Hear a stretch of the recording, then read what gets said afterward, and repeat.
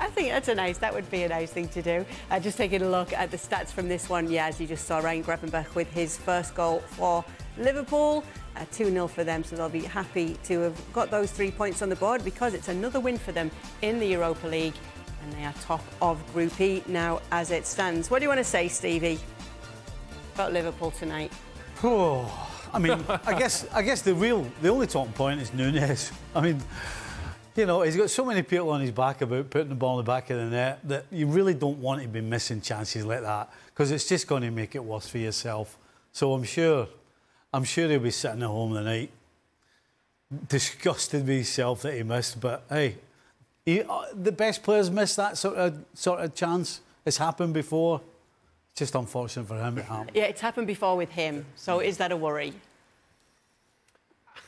Look, I like Darwin Núñez a lot. And I think he's going to continue to be an excellent player for Liverpool and a productive player for Liverpool. And I think a couple of weeks ago, we saw him scoring goals coming off the bench, and it felt like that was his moment. It felt like that was the coming out party.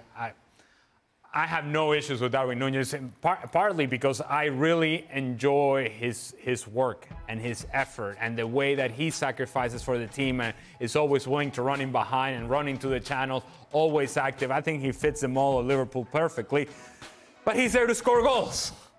And if he's not scoring goals, then that conversation is going to come around and again, and again. You can't miss those, though. As much as I love him, that's my kind of range. I don't think you can miss from there. And that's the sort of thing that will bring attention on you, and it's not the sort of attention that you would want. Now, Jurgen Klopp is not usually one to ask for more games during the season when there are already so many, but he would be happy to replay that game against Spurs. Speaking about it after being asked, he said, "Not as a manager of Liverpool so much more as a football person. I think the only outcome should be a replay. Probably will not happen. The argument against that will probably be that if we open that gate, then everyone will ask for it. I think the situation is that unprecedented that something like that, as far as I can remember, never happened. That's why a replay would be the right thing." A lot of that's there. Okay, but okay, you're shaking your head, Stevie. You're saying, come on, why not?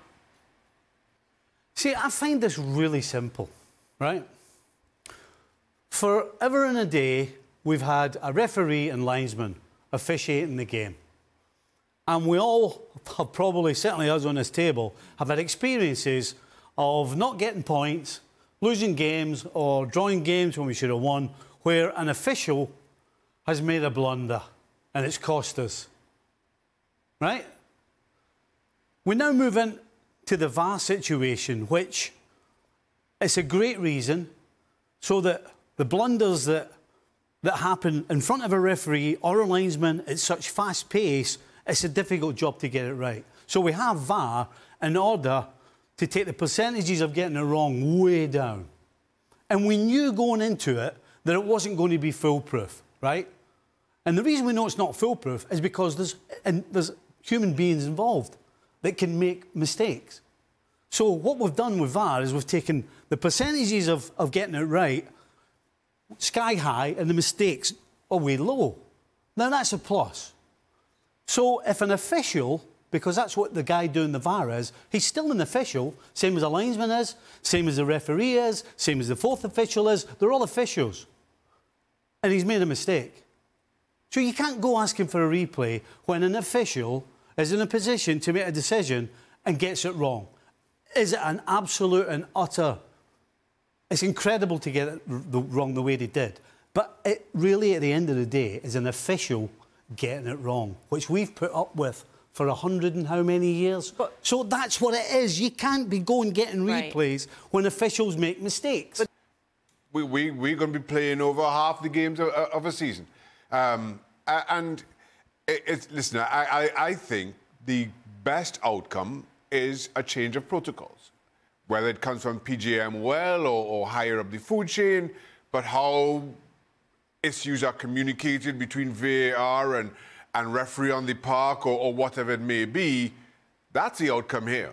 The outcome here isn't a replay. That's totally unrealistic. And as a football person, to echo Jurgen Klopp, I don't want to see that. OK, I'm going to move on to another decision in that game, because there were plenty of them, and it just keeps on giving this whole weekend of this game, Spurs against Liverpool. Soft yellows, and on the totality should not be enough for you to be thrown out of the game.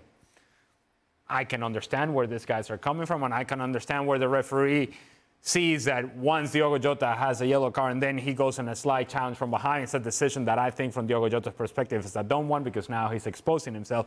Regardless, I still didn't think that it was enough to go through the threshold of being a second yellow card, particularly when his first yellow card had happened just moments before that. So that's where I come down on it. I didn't think it was enough. Obviously, the independent panel agrees with me, so there you go. That's all you need. That's all you need in life. The independent panel to agree with you. Which, by the way, what does that mean? Well, that's the thing, isn't it? What is the value of that? Why do we get told these things if it doesn't rescind one of those yellow cards? Do we even need to know this? No, but I guess what we do know now is that this panel, I believe, I'm only guessing, is actually set up to help the referees and the PGMOL.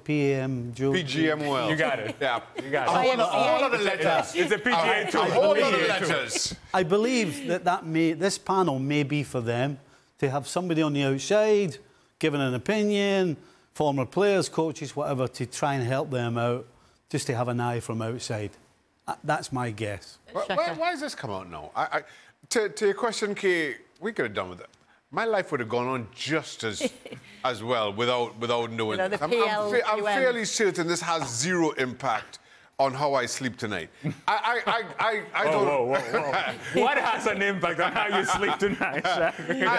I don't understand.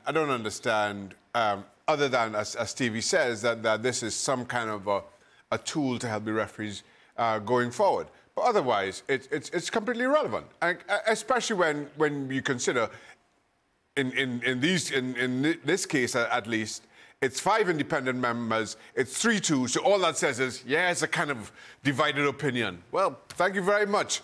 We could have figured that out here in this panel. I wasn't going to sleep tonight if I didn't know that.